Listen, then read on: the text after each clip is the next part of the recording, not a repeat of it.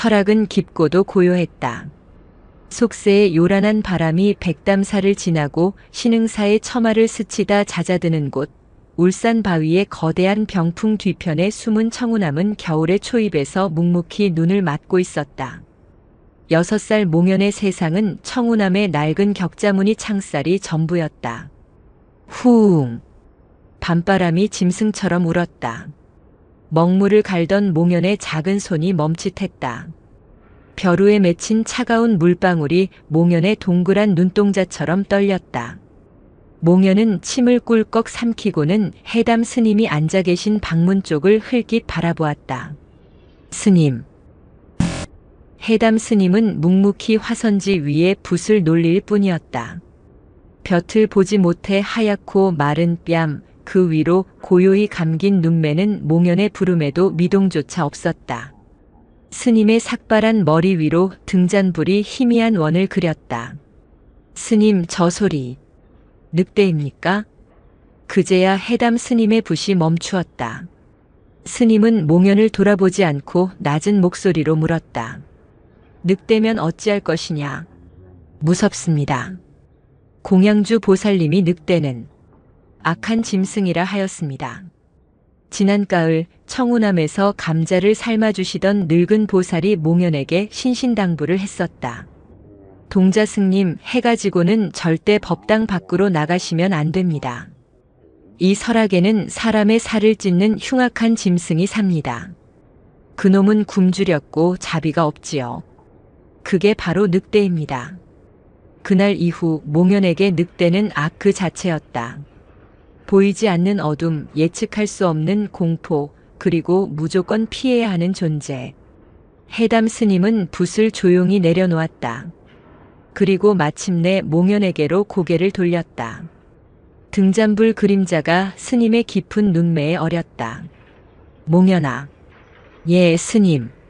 세상에는 두려워해야 할 것과 두려워하지 않아도 될 것이 있다. 너는 지금 바람 소리를 두려워하고 있구나. 바람 소리가 아닙니다. 분명 짐승의 울음소리였습니다. 몽연의 목소리가 기어들어갔다. 설령 그것이 늑대의 울음소리라 한들 해담 스님이 다시 화선지로 시선을 옮기며 말했다. 내가 이 방 안에 있고 내가 여기 있는데 무엇이 너를 해할 수 있겠느냐. 내 마음속의 두려움이 너를 해하는 것이다. 하지만 악한 짐승이지 않습니까? 해담 스님은 더 답하지 않았다. 다만 먹물이 모자란 벼루를 턱짓으로 가리킬 뿐이었다. 몽연은 다시 작은 손으로 부지런히 먹을 갈기 시작했다. 악한 짐승. 그 단어가 몽연의 작은 머릿속을 떠나지 않았다. 그날 밤 몽연은 이불 속에서 웅크린 채 잠을 청했다. 창호지 바깥에서 다시 바람이 울었다. 몽연은 그것이 바람 소리인지 아니면 굶주린 늑대가 청운한 마당을 어슬렁거리는 소리인지 구분할 수 없었다. 그저 악이 문 밖에 있다는 생각에 두 눈을 질끈 감을 뿐이었다. 설악의 첫눈은 그렇게 공포의 기억과 함께 내리고 있었다. 시간은 산사의 계절을 따라 흘렀다. 몽연의 작은 몸에도 봄과 여름이 스쳤다가 다시 바람이 차가워지는 가을이 찾아왔다. 그해 가을 설악은 불타는 듯 했다. 청운암으로 오르는 길목은 온통 붉고 노란빛으로 물들었다. 몽연은 해담 스님을 따라 아래쪽 백담사에서 불경을 받아 암자로 돌아오는 길이었다. 와! 몽연의 발이 멈춘 곳은 단풍나무 군락지였다. 햇살이 비칠 때마다 나뭇잎들은 마치 수천 개의 붉은 보석처럼 빛났다. 무엇을 보느냐? 스님, 저것 보십시오. 세상에서 제일 고운 빛깔입니다. 몽연은 총총 걸음으로 달려가 갓 떨어진 단풍잎 하나를 주워들었다. 손바닥만 한 잎은 선명한 핏빛이었고 잎맥 하나하나가 살아있는 듯 했다. 이것은 부처님 얼굴빛 같기도 합니다.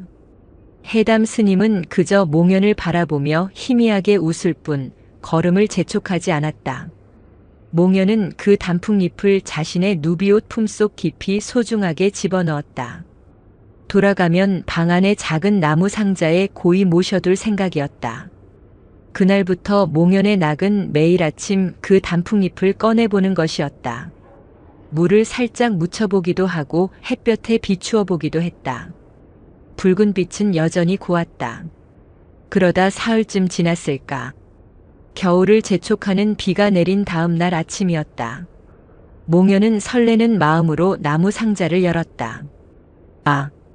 몽연의 눈에 실망감이 어렸다. 선명하던 핏빛은 간데없고 잎사귀는 쭈글쭈글하게 말라붙어 검붉은 반점만 가득했다.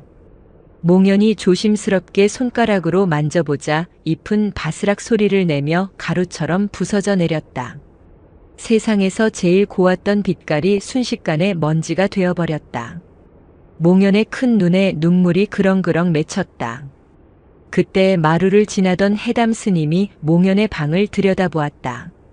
무엇을 그리 슬퍼하느냐. 몽연은 차마 부서진 잎사귀를 보여주지 못하고 손바닥 안에 움켜쥐었다. 아무것도 아닙니다.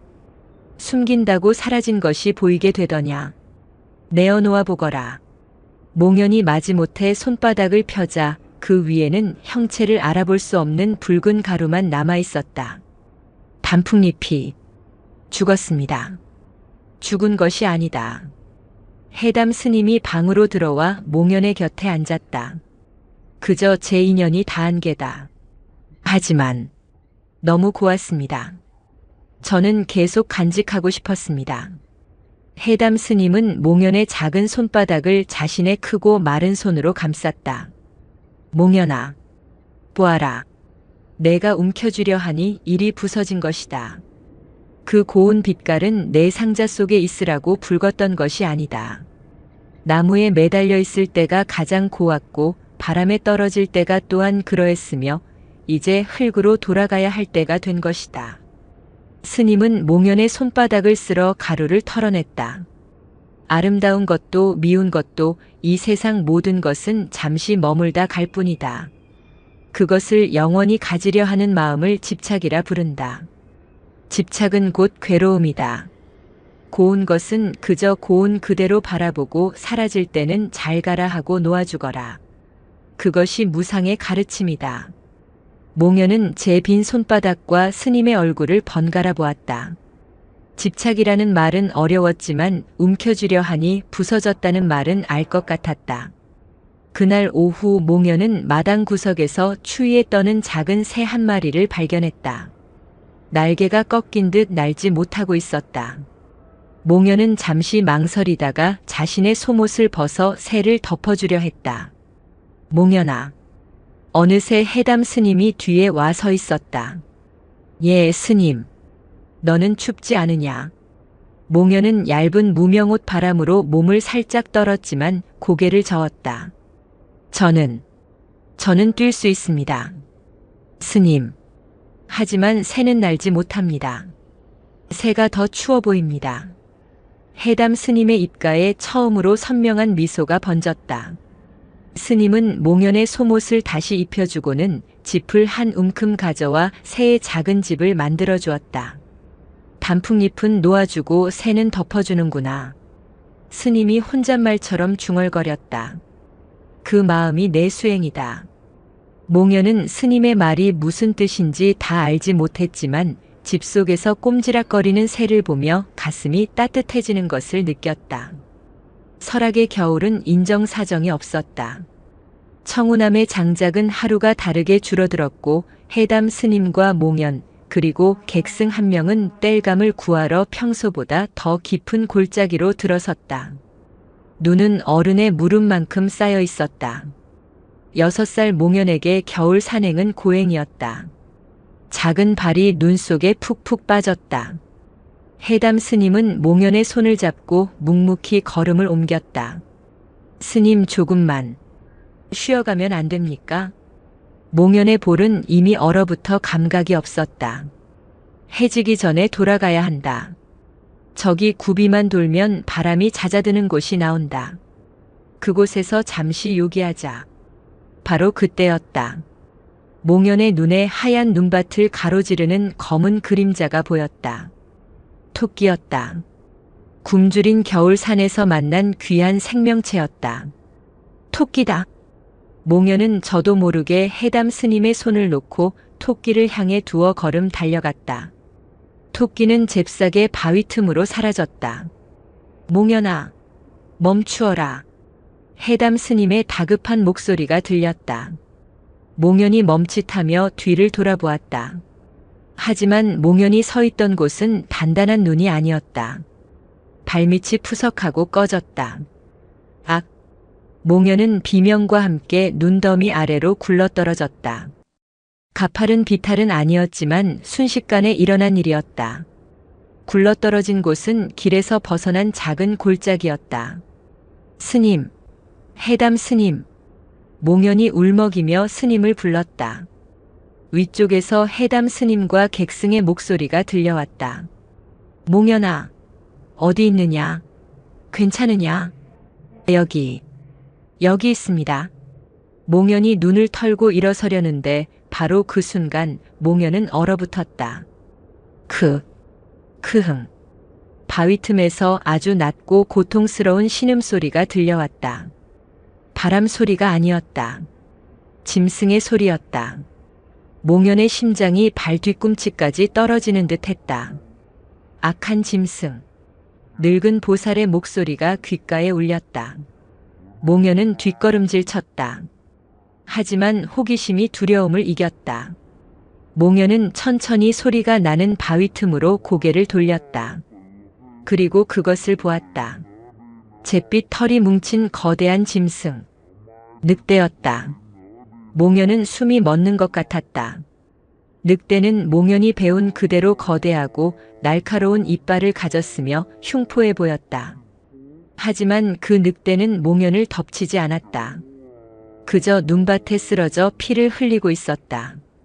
늑대의 앞발 한쪽이 번쩍이는 쇠붙이에 단단히 물려 있었다. 사냥꾼이 놓은 덫이었다. 덫 주변은 늑대가 발버둥치며 흘린 피로 검붉게 물들어 있었다. 늑대가 고개를 들었다. 몽현과 늑대의 눈이 정면으로 마주쳤다. 몽현은 그 자리에서 도망쳐야 했다. 악을 만났으니 당연히 그래야 했다. 늑대는 사람을 해치는 짐승이라고 했다. 하지만 몽현은 늑대의 눈에서 흉포함이나 악의를 읽을 수 없었다. 그 황금빛 눈동자에 담긴 것은 다른 것이었다. 그것은 고통이었다. 지난 가을 추위에 떨던 작은 새의 눈빛과도 닮아 있었다. 몽현아, 어서 올라오너라. 줄을 내리마. 위에서 스님들의 목소리가 다급하게 들려왔다. 악한 짐승. 죽여야 해. 스님들이 그랬어. 몽현의 머릿속이 혼란스러웠다. 하지만 아파. 새처럼 아파. 늑대는 몽현을 노려보지 않았다. 그저 신음을 참으며 고개를 떨굴 뿐이었다. 피냄새가 역하게 코를 찔렀다. 몽현은 저도 모르게 품속을 뒤졌다. 추위를 견디기 위해 해담 스님이 넣어주신 주먹밥 한 덩이가 손에 잡혔다.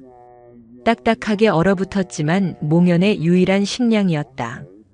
악한 짐승에게 밥을 주면 안 돼. 하지만 몽현의 손은 이미 움직이고 있었다. 몽현은 덜덜 떨리는 손으로 주먹밥을 꺼내 늑대를 향해 힘껏 던졌다. 주먹밥은 포물선을 그리며 날아가 늑대의 코앞, 피로 물든 눈밭에 툭 하고 떨어졌다. 늑대의 신음소리가 멎었다. 늑대는 천천히 고개를 들어 눈앞의 주먹밥을 바라보았다. 그리고 다시 몽현을 바라보았다. 그르릉. 목구멍 깊은 곳에서 울리는 소리. 그것이 감사의 표시인지 아니면 경멸의 울음인지 몽현은 알 수 없었다. 몽현은 그저 심장이 터질 듯 뛰어 자신을 끌어올리기 위해 내려온 밧줄을 허둥지둥 붙잡았다. 암자로 돌아오는 내내 몽현은 아무 말도 할 수 없었다. 해담 스님은 몽현이 토끼를 쫓다가 넘어져 놀란 것이라 생각하는 듯 했다. 그날 밤 몽현은 다시 바람 소리를 들었다. 하지만 그날의 바람 소리는 어쩐지 그 늑대의 고통스러운 신음처럼 들렸다. 몽현은 자신이 악에게 밥을 주었다는 사실에 혼란스러웠다. 자신이 옳은 일을 한 것인지 아니면 끔찍한 잘못을 저지른 것인지 도무지 알 수가 없었다. 그날 이후 몽현의 작은 세상은 둘로 나뉘었다. 해담 스님의 가르침이 있는 환한 법당과 잿빛 늑대의 비밀이 숨어있는 눈 덮인 뒷산 골짜기. 몽현은 그 경계에 위태롭게 서 있었다. 며칠이 지났다. 설악산은 더욱 깊은 눈에 갇혔고 청운암은 속세와 완전히 단절된 섬이 되었다. 몽현은 그날 굴러떨어졌던 골짜기를 애써 외면했다. 덫에 걸렸던 늑대의 고통스러운 눈빛과 악에게 주먹밥을 던져준 자신의 손이 번갈아 떠올랐다. 나는 잘못한 걸까? 새벽 예불을 위해 언손을 비비며 법당으로 향하던 몽현은 자신에게 물었다. 하지만 스님은 모든 생명이 아프다고 하셨어. 늑대는 생명이 아닌가? 그날 아침 공양은 삶은 감자 몇 알이 전부였다. 몽현은 뜨거운 감자를 입에 넣고 우물거리다가 문득 손을 멈췄다. 그리고 가장 작고 못생긴 감자 한 알을 몰래 자신의 소매 속에 감추었다. 가슴이 두근거렸다. 공양주 보살의 눈치를 살피는 자신의 모습이 낯설었다. 오후가 되어 해담 스님이 잠시 좌선에 드신 틈을 타 몽현은 장작을 더 가져온다는 핑계를 대고 암자 뒤편으로 향했다. 눈은 무릎보다 더 높이 쌓여 작은 몽현은 길을 헤치고 나아가야 했다. 그 골짜기는 변해 있었다. 늑대가 있던 바위 틈은 텅 비어 있었고 끔찍했던 핏자국은 밤새 내린 눈에 덮여 하얗게 변해 있었다. 몽현은 실망한 것인지 안도한 것인지 모를 숨을 내쉬었다. 죽었을까? 아니면 사냥꾼에게 잡혀갔을까? 덫은 보이지 않았다. 늑대가 스스로 덫을 끊고 달아났거나 사냥꾼이 덫과 함께 늑대를 수습해 갔을 터였다.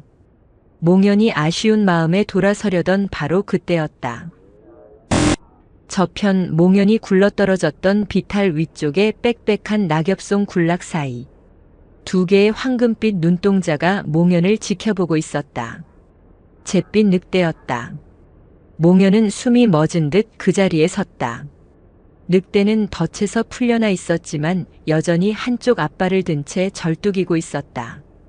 온몸의 털은 눈과 추위에 엉겨붙어 꾀죄죄했지만 그 눈빛만은 형형했다. 늑대는 으르렁거리지 않았다.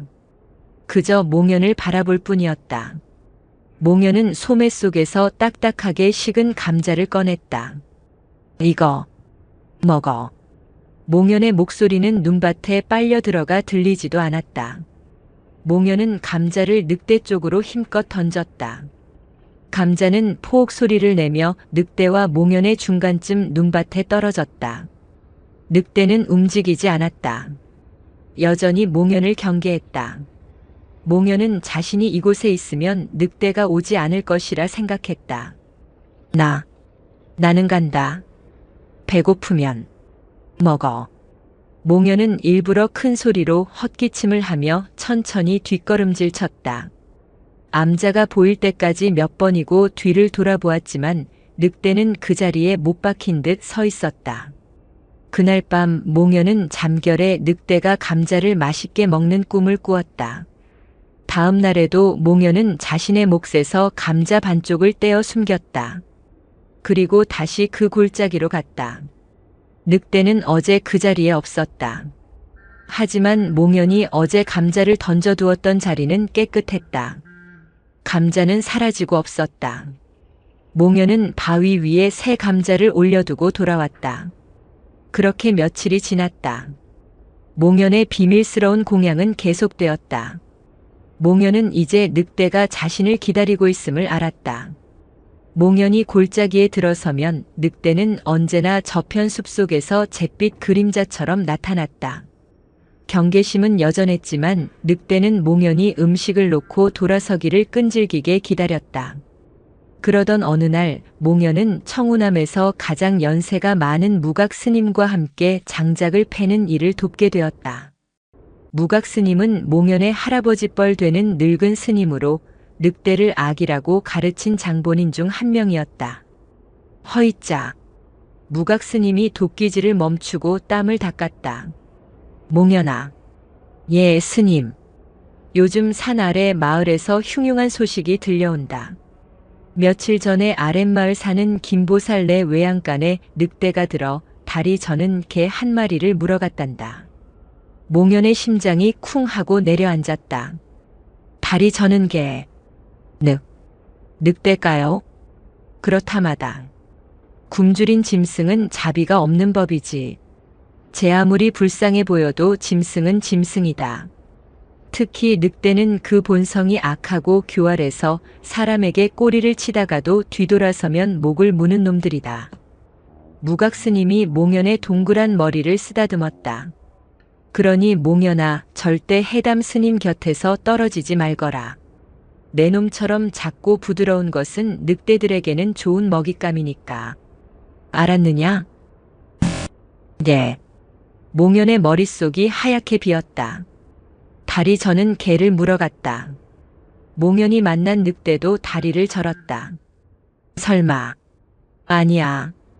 그 늑대는 아니야. 그 늑대는 내 감자를 먹었어. 하지만 의심의 씨앗은 몽연의 마음속에 깊이 박혔다. 악한 본성, 교활함, 먹잇감. 몽연은 자신이 늑대의 교활한 속임수에 넘어간 것일지도 모른다는 공포에 휩싸였다. 자신은 악을 키우고 있었던 것일까? 그날 몽연은 골짜기에 가지 않았다. 소매 속에 숨겨두었던 누룽지 조각을 아궁이 불 속에 던져 넣었다. 누룽지가 타닥 소리를 내며 재가 되었다. 밤새 몽연은 끙끙 앓았다. 꿈속에서 늑대가 자신을 향해 으르렁거렸다. 내가 나를 악하게 만들었다. 고 소리치는 것 같았다. 다음 날 몽연은 헬쑥해진 얼굴로 다시 골짜기를 찾았다. 손에는 아무것도 들지 않았다. 그저 확인하고 싶었다.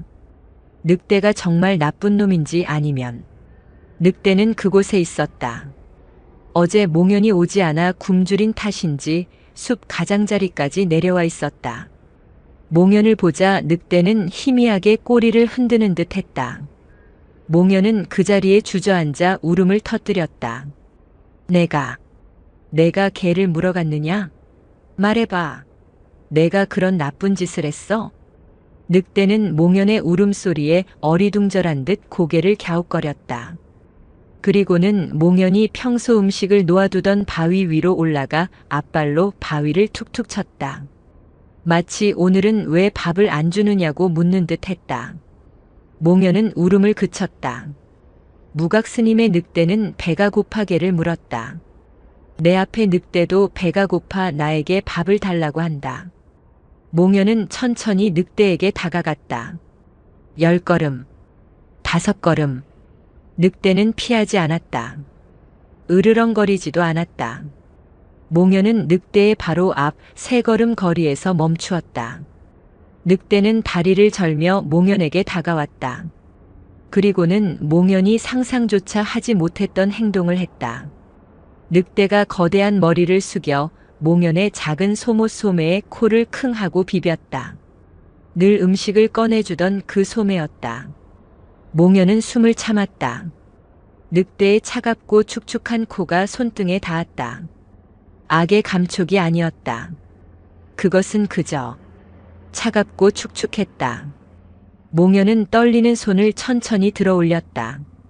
그리고 잿빛 털이 엉겨붙은 늑대의 머리 위에 살며시 손을 얹었다. 늑대는 몽연의 손길을 피하지 않았다. 거칠고 뻣뻣한 털. 그 아래로 느껴지는 따뜻한 온기. 늑대는 가만히 눈을 감았다. 악하다는 것은 무엇입니까, 스님?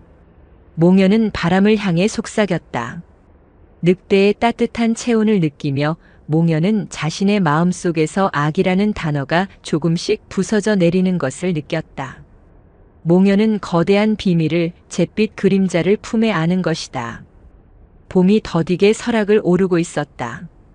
청운암 처마 끝에 매달렸던 고드름이 녹아내려 마당을 적셨고 몽연의 비밀스러운 친구 잿빛 그림자도 기운을 차리고 있었다. 몽연은 이제 늑대에게 그늘이라는 이름을 마음속으로 붙여주었다. 늘 숲의 그늘 속에서 자신을 지켜보는 것 같았기 때문이었다. 늑대의 다리는 눈에 띄게 좋아졌다.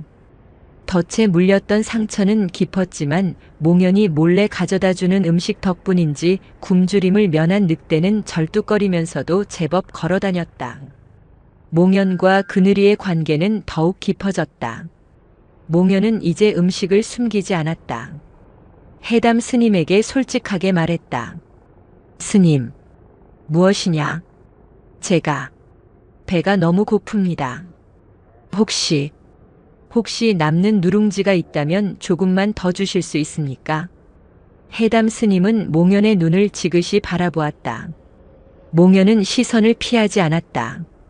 해담 스님은 몽연이 겨울 초입보다 부쩍 말랐다는 것을 알고 있었다. 공양간에 가보거라. 어제 삶은 고구마가 남아있을 게다. 감사합니다, 스님. 몽연은 해담 스님이 자신의 거짓말을 눈치채셨는지 아니면 정말 속으신 것인지 알 수 없었다. 그저 죄책감과 안도감이 뒤섞인 마음으로 고구마를 챙겨 그늘이에게 달려갈 뿐이었다. 그늘이는 이제 몽연을 보면 숨지 않았다. 골짜기 입구에서부터 꼬리를 치며 몽연을 맞이했다. 몽연이 바위에 걸터 앉으면 늑대는 몽연의 발치에 엎드려 몽연이 주는 음식을 받아 먹었다. 그늘아, 너는 왜 스님들 말씀처럼 나쁘지 않아? 왜 나를 해치지 않아? 크르릉. 늑대는 그저 몽연의 손을 핥을 뿐이었다. 몽연은 그늘이가 무각 스님이 말한 악한 짐승과 다른 존재라고 확신했다. 내 늑대는 착한 늑대야. 그러던 어느 날 몽연은 그늘이에게 가장 큰 시련을 맞이했다. 몽연이 그늘이에게 삶은 감자를 건네주던 참이었다. 바로 그때 숲 저편에서 푸드덕 소리와 함께 꿩 한 마리가 날아올랐다.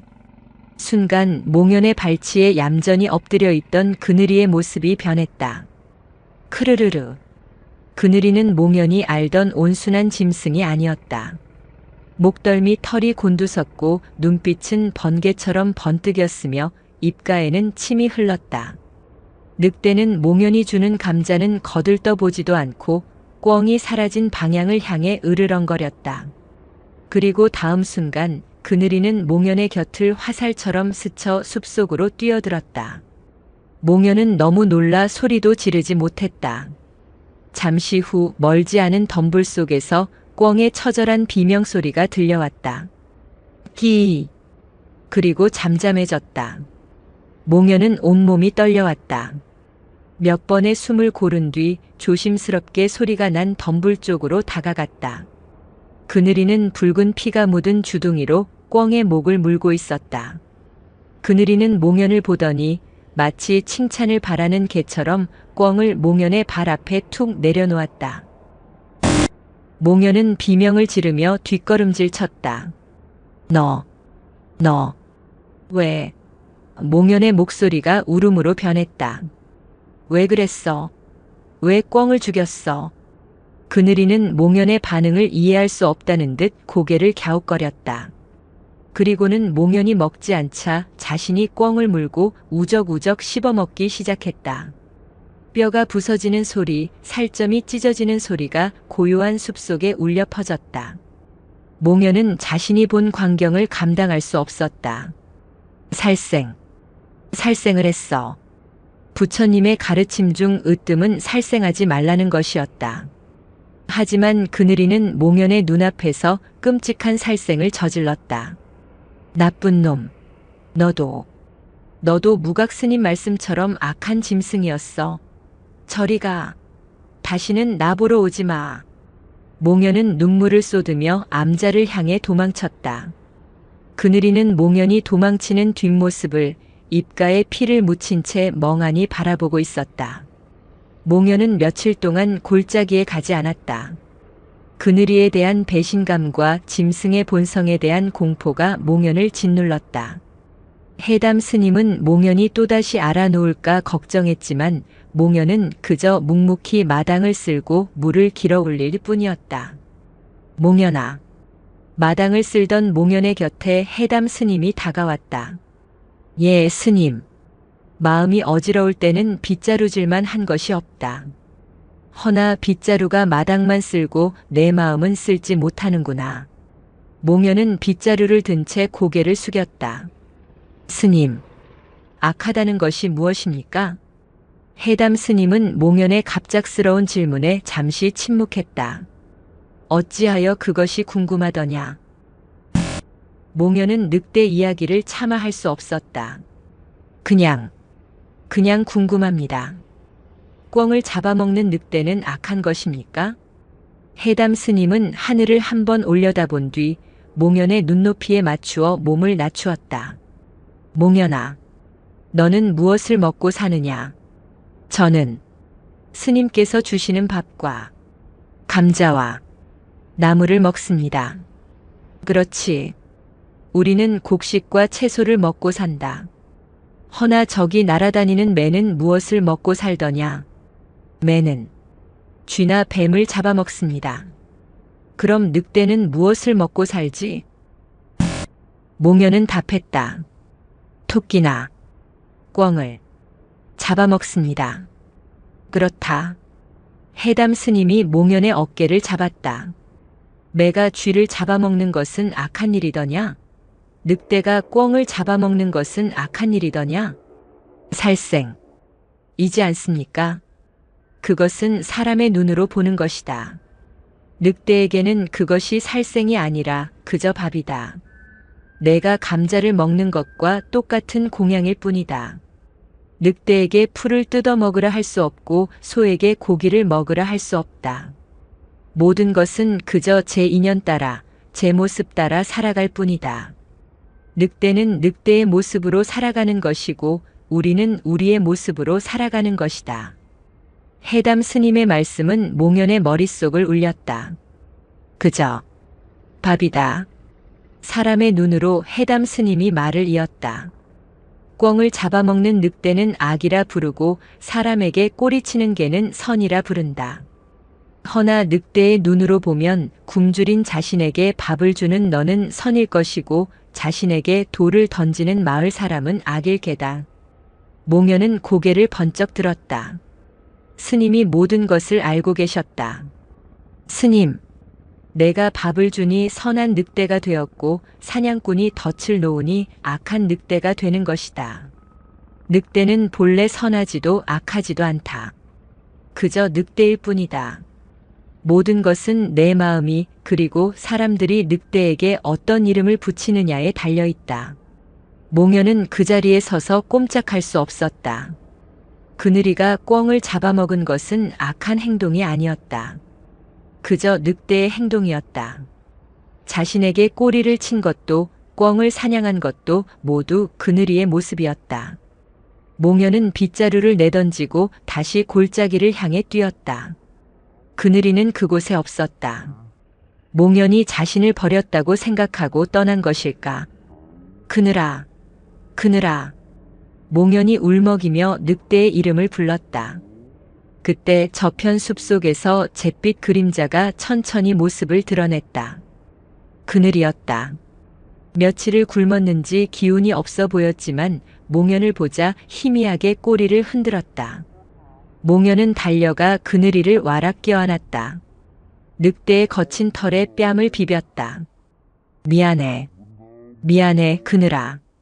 나는 내가 나쁜 놈인 줄 알았어.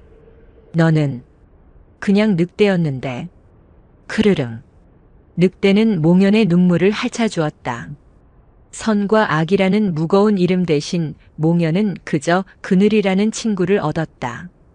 늦은 봄 설악산의 산나물 향기가 퍼지기 시작했다. 청운암에도 사람들의 발길이 잦아졌다. 백담사에서 불공을 들이고 청운암까지 올라와 해담 스님에게 안부를 묻는 신도들도 있었고 산 깊은 곳까지 약초나 나무를 캐러 오는 마을 사람들도 있었다. 몽연의 마음은 불안했다. 그늘이와의 우정은 깊어졌지만 그늘이는 늑대였다. 몽연의 눈에는 더 이상 악으로 보이지 않았지만 다른 사람들의 눈에는 여전히 흉포한 짐승일 뿐이었다. 그늘아, 사람들이 오면 절대 내려오면 안 돼. 저기 깊은 숲속에 숨어 있어야 해. 알았지? 몽연은 매일 아침 그늘이에게 먹이를 주며 신신당부를 했다. 늑대는 몽연의 말을 알아듣는 듯 사람들이 암자 근처에 보이면 멀리 숲속으로 사라지곤 했다. 하지만 그늘이는 몽연에 대한 경계심을 완전히 푼 반면 다른 사람들에 대한 경계심은 여전했다. 특히 몽연이 아닌 다른 누군가가 자신의 영역인 골짜기 근처로 오는 것을 극도로 싫어했다. 사건은 청우남의 나무를 공양하러 온 아랫마을 보살 2명이 일으켰다. 아이고, 이쪽에는 취나물이 지천이네. 쉿. 해담 스님께서 이 근처에서는 함부로 나무를 캐지 말라 하셨어. 수행에 방해된다고. 괜찮아. 저 골짜기 너머는 암자에서도 안 보여. 동자승 하나뿐인데 뭘. 두 보살은 바구니를 들고 몽연과 그늘이가 만나는 골짜기 안쪽으로 들어섰다. 몽연은 그 시각 법당에서 해담 스님과 함께 불경을 읽고 있었다. 나무아미타불, 관세음보살.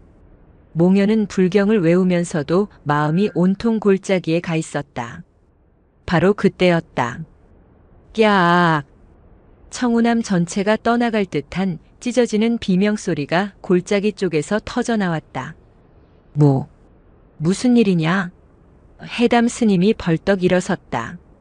몽연의 얼굴은 하얗게 질렸다. 그늘이. 스님, 늑대입니다.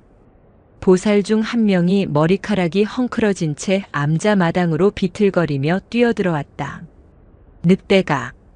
늑대가 사람을. 그 말에 해담 스님과 무각 스님 그리고 공양주 보살까지 모두 마당으로 튀어나왔다. 몽연도 그 뒤를 따랐다. 어디에 있느냐? 무각 스님이 외쳤다. 저기 골짜기에. 같이 간 박보살이. 으흑. 보살은 공포에 질려 말도 잇지 못했다. 몽연아, 너는 법당 안에 있거라. 해담 스님이 엄하게 명했지만 몽연은 이미 골짜기를 향해 뛰고 있었다. 그늘이가 사람을 해쳤을 리 없었다. 골짜기 입구는 아수라장이었다. 박보살이라는 이가 넘어져 엉덩방아를 찧은 채 자신을 향해 으르렁거리는 그늘이를 보며 공포에 질려 있었다. 그늘이는 몽연이 알던 그늘이가 아니었다. 털이란 털은 모두 곤두세웠고 검은 입술을 뒤집어 하얀 송곳니를 남김없이 드러내고 있었다. 그늘이는 자신의 영역을 침범한 낯선 이들에게 극도의 적개심을 표출하고 있었다. 늑대는 보살을 공격하지는 않았지만 당장이라도 달려들 듯 위협적인 자세를 취하고 있었다. 저놈이다. 뒤따라온 무각 스님과 마을에서 올라왔던 장정 몇몇이 그 광경을 목격했다. 장정 중 하나는 며칠 전 자기 집 닭을 물어간 짐승이 저 늑대라고 소리쳤다. 저놈이 아랫마을 개도 물어가고 닭도 물어간 그 흉악한 놈이다. 몽둥이를 가져와라. 괭이를 가져와. 순식간에 분위기는 험악해졌다. 무각 스님은 지팡이를 들어 늑대를 가리켰다. 이런 흉포한 짐승이 감히 부처님 도량에. 어서 쫓아내지 못할까? 사람들이 큼직한 돌멩이를 집어들었다. 그늘이는 더욱 사납게 으르렁거렸다. 안 됩니다. 안 돼요. 모든 일이 벌어지기 직전 몽연이 달려들었다. 몽연은 늑대와 성난 사람들 사이를 가로막고 섰다. 6살 동자승이 거대한 늑대 앞을 두 팔 벌려 막아선 모습은 기괴하기까지 했다. 몽연아. 해담 스님이 놀라 소리쳤다. 비켜라 몽연아. 위험하다. 저 짐승이 내게 홀렸구나. 무각 스님이 지팡이로 몽연을 끌어내려 했다. 몽연은 울면서 외쳤다. 아닙니다. 이 늑대는 제 친구입니다. 저를 해치지 않아요. 뭐라고? 친구. 마을 사람들과 스님들은 충격에 빠졌다. 청운함의 동자승이 늑대와 친구라니. 제가 밥을 주었습니다. 다쳤을 때 제가 주먹밥을 주었습니다. 몽현은 그동안의 비밀을 모두 털어놓았다. 무각 스님의 얼굴이 분노로 붉어졌다. 내가 감히 부처님께 올릴 공양미를 저런 악한 짐승에게 주었단 말이냐. 그러니 저놈이 암자까지 기어들어 사람을 해치려 하는 것이다. 아닙니다. 그늘이는 사람을 해치지 않았어요. 보살님들이 자기 집에 들어와서 놀라서 그런 겁니다. 몽현은 필사적으로 늑대를 변호했다. 그늘이는 몽현의 뒤에서 으르렁거림을 멈추었다. 대신 몽현의 등을 코로 밀며 마치 몽현을 보호하려는 듯 버티고 섰다. 늑대가 아이를 지키고 아이가 늑대를 지키는 이상한 광경이었다. 저놈을 당장 때려잡아야 합니다. 저놈이 우리 닭을 물어갔소. 마을 장정이 몽둥이를 치켜들었다. 안 됩니다. 몽현이 늑대 앞을 떠나지 않았다. 몽현아, 비키지 못할까? 무각 스님이 호통쳤다. 일촉즉발의 순간 돌멩이와 몽둥이가 몽현과 늑대를 향해 날아들기 직전이었다. 모두 멈추어라. 그때까지 모든 것을 지켜보고만 있던 해담 스님의 낮고 무거운 목소리가 마당을 울렸다. 시끄럽던 골짜기가 순간 고요해졌다. 성난 마을 사람들도 분노한 무각 스님도 울고 있는 몽현도 그리고 으르렁대던 늑대도 모두 해담 스님을 바라보았다. 해담 스님은 몽둥이를 든 장정에게도 늑대에게도 시선을 주지 않았다. 그저 두 팔 벌려 늑대를 막고 선 제자 몽현을 바라보고 있었다. 모두 멈추어라. 해담 스님의 목소리는 겨울에 얼어붙은 계곡물처럼 낮고 묵직하게 울렸다. 그 한마디에 험악하게 들끓던 모든 소리가 일순간 잦아들었다. 몽둥이를 치켜들었던 장정의 팔이 허공에 멎었고 저주를 퍼붓던 보살의 입이 닫혔으며 지팡이를 휘두르려던 무각 스님조차 해담 스님을 돌아보았다. 고요함 속에서 몽현의 거친 울음소리만이 더욱 선명하게 들렸다. 해담 스님은 그 누구도 심지어 늑대조차도 바라보지 않았다. 스님은 천천히, 아주 천천히 걸음을 옮겼다. 성난 마을 사람들과 울부짖는 늑대 사이 그 위태로운 경계의 한가운데로 들어섰다. 잿빛 늑대 그늘이는 스님의 움직임에 다시 한번 이빨을 드러내며 낮은 경고음을 냈지만 몽현이 늑대의 목덜미를 꼭 껴안자 이내 으르렁거림을 삼켰다. 해담 스님은 마침내 두 팔을 벌려 늑대를 막아선 몽현의 앞에 멈추어 섰다. 스님은 먼저 몽둥이를 든 장정을 향해 고개를 돌렸다. 거사님, 스님, 하오나 저놈은 거사님의 닭을 잃은 마음과 저기 개를 잃었다는 보살의 아픈 마음을 어찌 모르겠습니까? 해담 스님의 목소리는 꾸짖음이 아닌 깊은 연민을 담고 있었다. 허나 묻겠습니다. 지금 저 짐승을 돌로 쳐 죽인들 거사님의 닭이 살아서 돌아옵니까? 장정은 순간 말문이 막혔다. 그것은 아니오나. 분노는 분노를 낳을 뿐 잃어버린 것을 되돌려주지 못합니다. 잠시 그 몽둥이를 거두어 주시지요. 이 늙은 중의 말을 한번 들어보시지요. 장정은 마지못해 몽둥이를 든 팔을 천천히 내렸다. 다른 이들도 웅성거렸지만 청운함 주지스님의 침착한 위엄에 눌려 감히 먼저 돌을 던지지 못했다. 마침내 해담 스님은 자신의 6살 제자 몽현을 가만히 내려다보았다. 눈물과 콧물로 범벅이 된 작은 얼굴, 공포와 결의가 뒤섞인 맑은 눈동자. 몽현아. 네. 예, 스님. 몽현은 흐느꼈다. 그늘이는 나쁘지 않습니다. 정말입니다. 내가 묻고자 하는 것은 그것이 아니다. 해담 스님은 몽현의 눈을 똑바로 바라보았다. 너는 나에게 악한 것이 무엇이냐 물었지. 이제 내가 너에게 묻겠다, 몽연아. 해담 스님은 늑대와 몽연 그리고 그들을 둘러싼 모든 사람을 향해 묻는 듯 했다. 저 짐승이 선한 것이냐 악한 것이냐? 이것은 몽연이 겨울 내내 스스로에게 던졌던 질문이었다. 몽연의 작은 머릿속이 다시 혼란에 휩싸였다. 선한가? 몽연의 눈앞에 피 묻은 주둥이로 꿩을 찢던 그늘이의 모습이 스쳤다.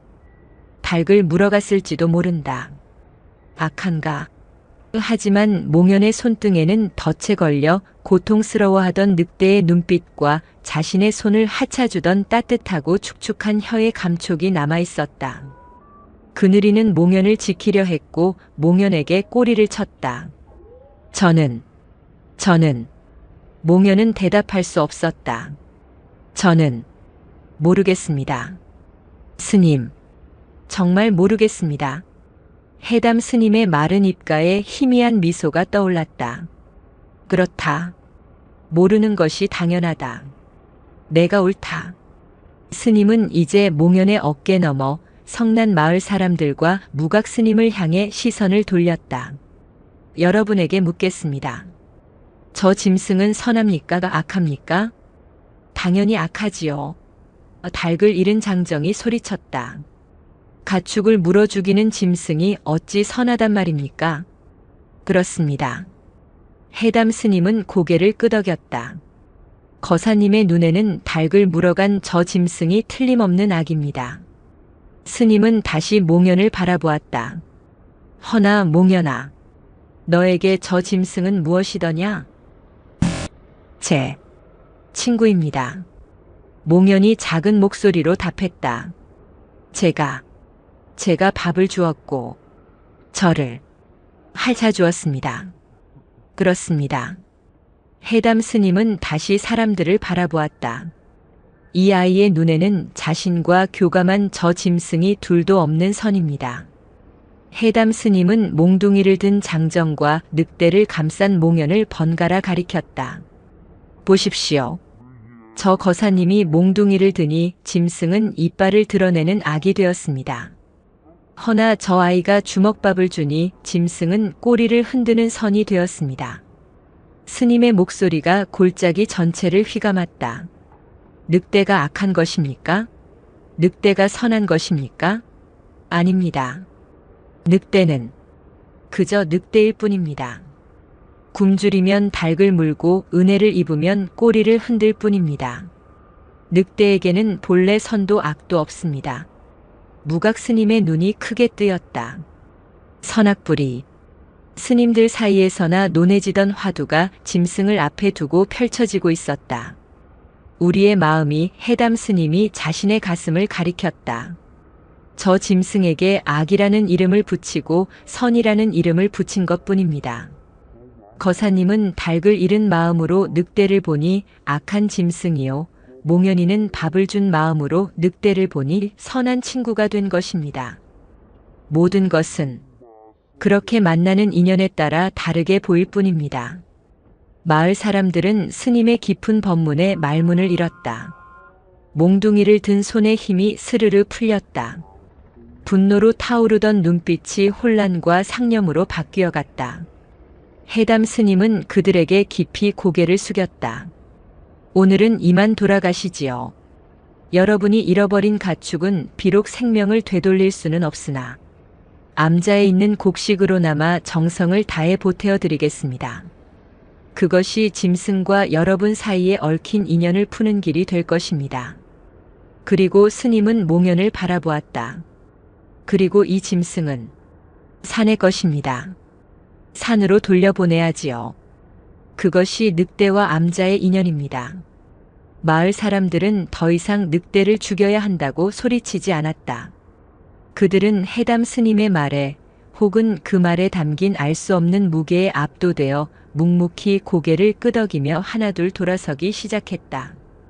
무각 스님도 깊은 한숨을 내쉬며 해담 스님의 뜻을 따랐다. 마침내 시끄럽던 골짜기에는 해담 스님과 몽연 그리고 잿빛 늑대 그늘이만이 남았다. 긴장이 풀린 몽현은 그 자리에 주저앉았고 그늘이는 몽현의 젖은 뺨을 하차주었다. 평화였지만 해담 스님의 마지막 말은 몽현의 가슴에 무겁게 내려앉아 있었다. 소란이 휩쓸고 간 골짜기는 늦은 봄의 햇살 아래 고요했다. 새소리만 이따금 정막을 깰 뿐이었다. 몽현은 주저앉은 채 그늘이의 거친 털을 하염없이 쓰다듬었다. 늑대는 이제 몽현의 곁에 완전히 몸을 맡기고 누워 가르릉거리는 소리까지 내고 있었다. 스님. 몽현이 고개를 들었다. 눈물은 그쳤지만 목소리는 여전히 젖어 있었다. 감사합니다. 그늘이를 살려주셔서요. 해담 스님은 몽현의 곁으로 다가와 늑대를 경계하지 않고 조용히 곁에 앉았다. 내가 살린 것이 아니다. 내가 늑대를 악으로 보지 않고 늑대를 선으로도 보지 않고 그저 그늘이라는 굶주린 생명으로 바라보았기 때문이다. 내가 보인 그 무분별심, 늑대와 너를 나누어 보지 않은 그 마음이 늑대도 살리고 마을 사람들의 분노도 잠재운 것이다. 몽현은 무분별심이라는 어려운 말을 다 이해하지 못했다. 그저 늑대가 살아있다는 안도감에 다시 늑대의 목을 껴안았다.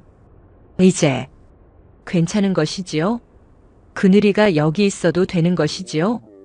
해담 스님의 얼굴에 그늘이 졌다. 스님은 대답 대신 몽현의 어깨에 손을 얹었다. 몽현아, 저 짐승은 여기에 더 머물 수 없다. 몽현의 몸이 굳었다. 왜요? 왜 안 됩니까? 스님께서 방금 선과 악이 없다고. 그렇다. 선과 악은 없다. 허나 인연은 있다. 해담 스님이 골짜기 아래 마을이 있는 쪽을 바라보았다. 저 늑대는 깊은 숲의 인연이고 우리는 사람 사는 암자의 인연이다. 늑대가 사람의 마을에 가까이 오면 닭을 잃은 사람들의 마음에는 악이라는 그림자가 짙어질 수밖에 없다. 사람들의 마음에 악이 깃들면 늑대 또한 편히 살 수 없게 된다. 그것이 이 세상의 이치다. 하지만 몽현의 눈에 다시 눈물이 차올랐다. 그늘이는 제 친구입니다. 제가 계속 밥을 주면 됩니다. 다시는 마을에 안 내려갈 겁니다. 해담 스님은 몽현의 고집스러운 얼굴을 바라보며 깊은 한숨을 내쉬었다. 몽현아, 지난 가을 내가 움켜쥐었던 그 붉은 단풍잎을 기억하느냐? 몽현은 불현듯 스님의 가르침을 떠올렸다. 예, 스님. 그 고운 잎을 영원히 간직하려 움켜쥐니 어찌 되었더냐? 몽현은 고개를 떨구었다. 바스라지고 먼지가 되었습니다. 그렇다. 인연도 마찬가지다. 만나는 모든 것은 반드시 헤어지게 되어 있다. 그것을 회자정리라 부른다. 스님의 손이 몽현의 삭발한 머리를 부드럽게 쓰다듬었다. 이 늑대와의 소중한 인연을 내가 단풍잎처럼 억지로 움켜쥐고 놓지 않으려 한다면 결국 너의 마음도 그리고 저 늑대의 목숨도 언젠가는 부서지고 말 것이다. 오늘 마을 사람들이 그러했듯이 말이다. 스님은 몽현에게 가장 어려운 가르침을 주고 있었다. 진정으로 그늘이를 아낀다면 그늘이가 늑대로서 가장 자유롭게 살 수 있는 곳으로 놓아주어야 한다. 그것이 내가 그늘이에게 베풀 수 있는 가장 큰 자비다. 몽현은 입술을 깨물었다. 눈물이 턱을 타고 흘러 늑대의 털 위로 떨어졌다. 늑대는 몽현의 슬픔을 아는지 모르는지 그저 몽현의 손등을 핥았다. 해담 스님의 말씀이 틀리지 않음을 알았다. 그늘이는 늑대였다. 꿩을 사냥하고 숲을 뛰노는 늑대였다. 암자 골짜기에 갇혀 자신의 감자를 받아먹는 짐승이 아니었다. 이별의 시간이 왔음을 깨달았다. 몽현은 울음을 삼키며 그늘이를 마주보았다. 그리고 늑대의 머리를 마지막으로 힘껏 껴안았다. 거칠지만 따뜻한 체온, 야생의 냄새. 그늘아. 몽현의 목소리가 잠겨 나왔다. 가야 한대. 이제 가야 해. 응. 늑대가 몽연의 품에서 낮게 신음했다. 저기 아주 깊은 산으로 가. 다시는 사람들 눈에 띄면 안 돼. 잡히면 안 돼. 몽연은 늑대의 눈을 보며 또박또박 말했다. 꿩을 잡아먹어도 돼. 토끼를 잡아먹어도 괜찮아. 너는 그냥 늑대로 살아. 그게 내 모습이니까. 알았지? 몽연은 품속을 뒤졌다. 오늘 아침 공양 때 그늘이를 주려고 몰래 숨겨두었던 말린 곶감 한 개가 손에 잡혔다. 그것은 몽연이 가장 아끼는 간식이었다. 이거 마지막이야. 마지막 밥이야. 몽연은 곶감을 늑대의 입에 넣어주었다. 그늘이는 곶감을 천천히 씹어 삼켰다. 그리고 몽연의 뺨을 길게 한번 핥아주었다. 늑대는 자리에서 일어났다.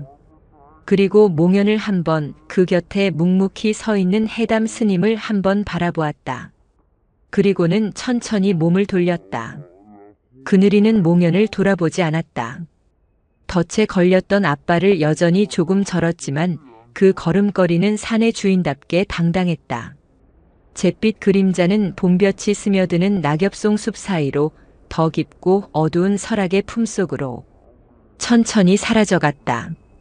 몽연은 늑대의 모습이 완전히 보이지 않게 될 때까지 그 자리에 못 박힌 듯 서 있었다. 눈물은 더 이상 흐르지 않았다. 품속에 고이 간직했던 가장 소중한 것을 제 손으로 놓아보낸 아이는 텅 빈 손바닥을 내려다보았다. 단풍잎이 부서졌던 그 손바닥이었다. 하지만 오늘은 아무것도 부서지지 않았다. 그저 비어있을 뿐이었다. 몽연은 집착을 놓아버리는 것의 무게를, 그 아리고도 충만한 빈자리를 처음으로 배운 것이다. 그늘이가 떠난 골짜기는 다시 주인을 잃었다. 며칠이 지났다. 몽연은 하루에도 몇 번씩 골짜기 쪽을 바라보았지만 잿빛 그림자는 다시 나타나지 않았다. 처음 며칠간은 가슴 한구석이 시리고 아팠다. 혹시나 하는 마음에 주먹밥을 숨겨 골짜기에 가보기도 했다. 하지만 바위는 차갑게 식어 있었고 몽연의 발자국 소리에 놀란 산새 한 마리만 푸드덕 날아갈 뿐이었다. 몽연은 더 이상 골짜기에 가지 않았다. 대신 해담 스님의 말씀대로 자신의 마음을 쓸기 위해 묵묵히 빗자루를 들었다. 청운함의 일상은 예전과 다름없이 흘러갔다. 몽연은 새벽에 일어나 종을 치고 해담 스님의 먹을 갈고 마당에 낙엽을 쓸었다. 하지만 몽연은 예전의 몽연이 아니었다. 변화는 아주 사소한 것에서 나타났다. 어느 날 오후 몽연이 암자 뒤편 텃밭에서 해담 스님의 심부름으로 봄나무를 캐고 있을 때였다. 푸드드득. 바로 곁에 있던 덤불에서 꿩 한 마리가 요란한 소리를 내며 날아올랐다. 몽연은 깜짝 놀라 주저앉았다. 심장이 그날처럼 세차게 뛰었다. 그늘이가 떠오른 탓이었다. 몽연은 자신도 모르게 그늘이가 나타날까봐 숲을 두리번거렸다. 바로 그때였다. 하늘에서 검은 그림자가 쏜살같이 내려왔다. 매였다. 매는 날카로운 발톱으로 공중에서 꿩을 낚아채려 했지만 꿩은 비명을 지르며 아슬아슬하게 피했다. 매는 허공을 한 바퀴 돌더니 방향을 바꾸어 꿩이 도망친 숲속으로 사라졌다. 잠시 후 숲 안에서 꿩의 처절한 비명소리가 짧게 들려왔다. 그늘이가 꿩을 사냥하던 그날과 똑같은 소리였다. 예전의 몽연이었다면 꿩에 대한 연민이나 매에 대한 미움으로 마음이 불편했을 것이다. 혹은 그늘이에 대한 그리움으로 눈물을 글썽였을지도 모른다. 하지만 몽연은 달랐다. 몽연은 그 자리에 가만히 서서 소리가 들려온 숲을 바라보았다. 그리고 생각했다. 매가 밥을 먹는구나. 마음속에 미움도 슬픔도 두려움도 일어나지 않았다. 꿩은 꿩의 인연을 다한 것이고 매는 매의 인연을 따르는 것뿐이었다. 해담 스님이 말씀하신 그저 그러할 뿐이라는 이치가 몽연의 가슴에 내려앉았다.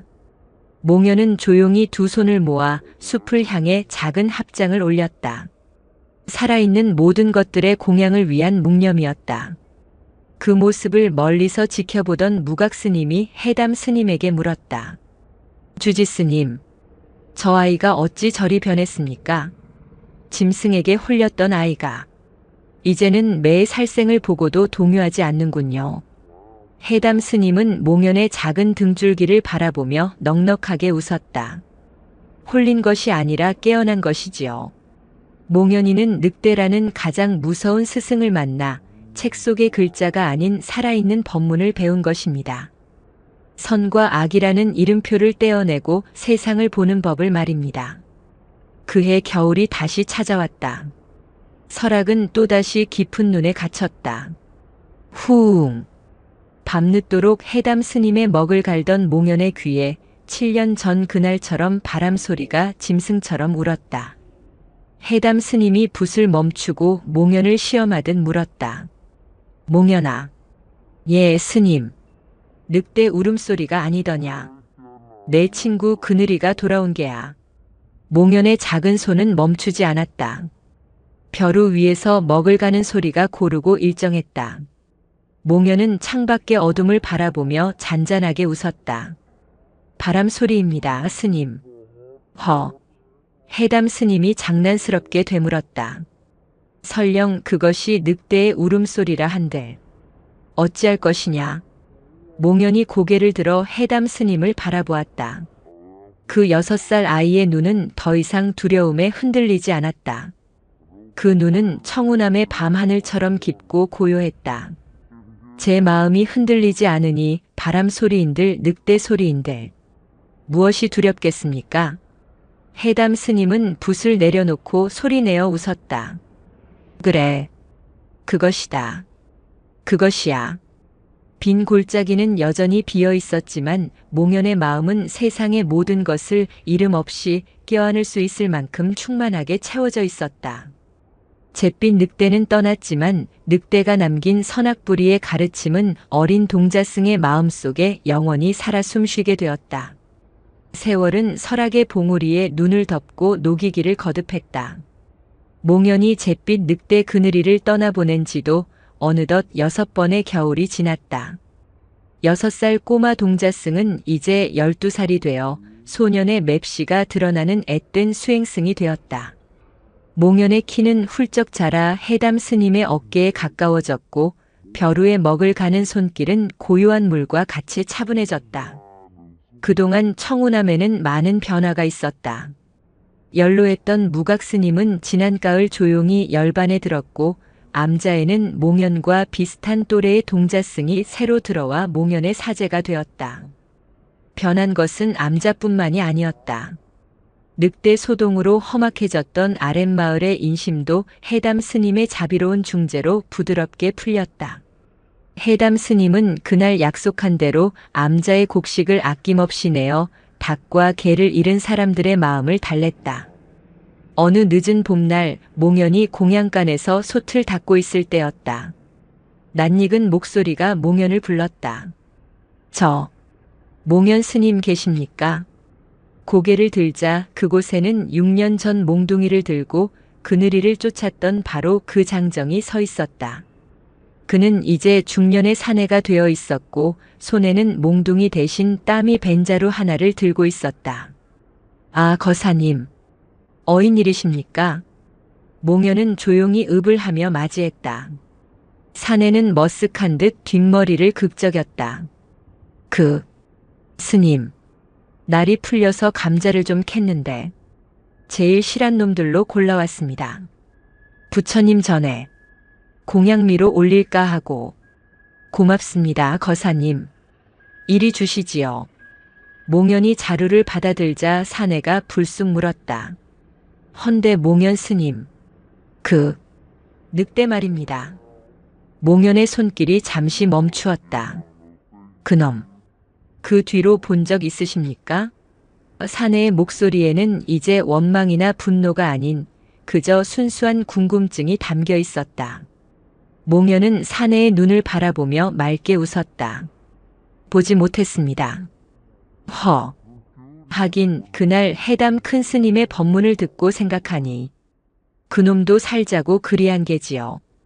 굶주린 짐승이 닭 한 마리 물어간 것을 이놈이 괜한 분노에 눈이 멀어 몽둥이를 들었습니다. 사내는 쓴웃음을 지었다. 그날 스님께서 선도 악도 없다 하신 말씀이 아직도 가끔 가슴을 칩니다. 몽연은 감자 자루를 법당 쪽으로 옮기며 답했다. 거사님께서 가져다 주신 이 감자는 선한 것입니까? 예. 사내가 되물었다.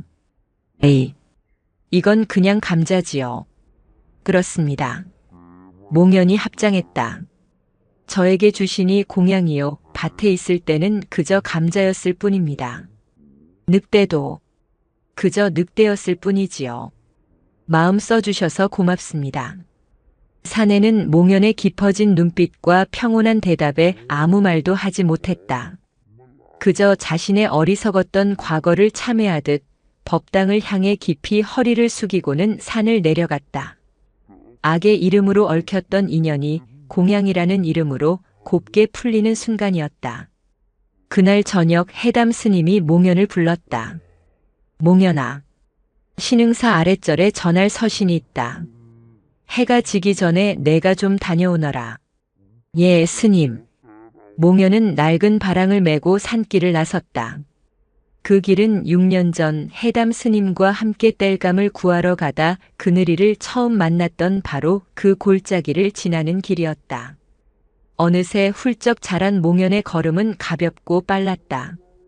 골짜기 입구 몽연이 그늘이에게 마지막 곶감을 건네주었던 바위는 여전히 그 자리에 있었다. 이젠 이끼가 파랗게 돋아나 있었다.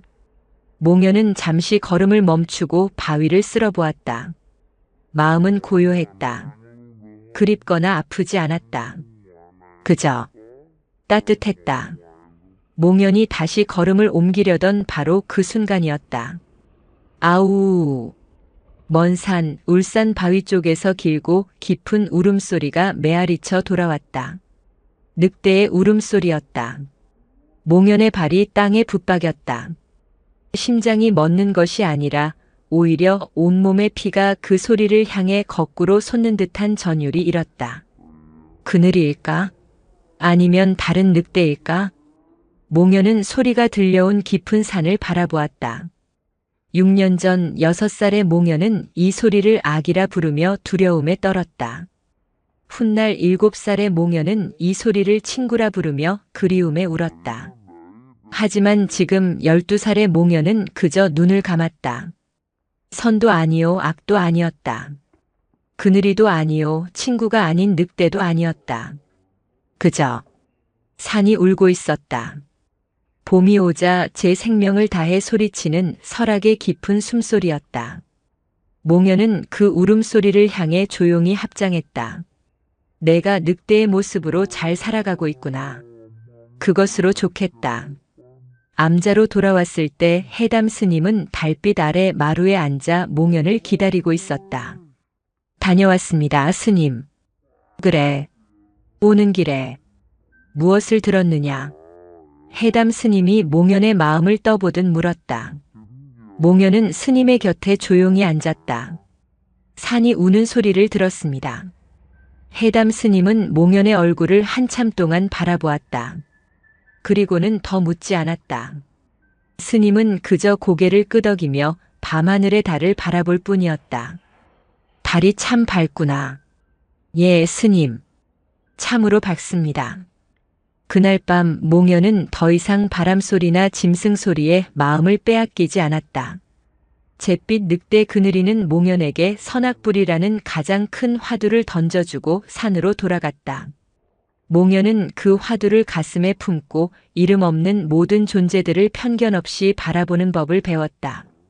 설악산 청우남의 어린 수행승 몽연은 훗날 해담 스님의 뒤를 이어 이름 없는 것들에게 헛된 이름을 붙이며 고통받는 속세의 사람들에게 그저 그러할 뿐이라는 산의 법문을 전하는 맑고 깊은 스승이 되었다.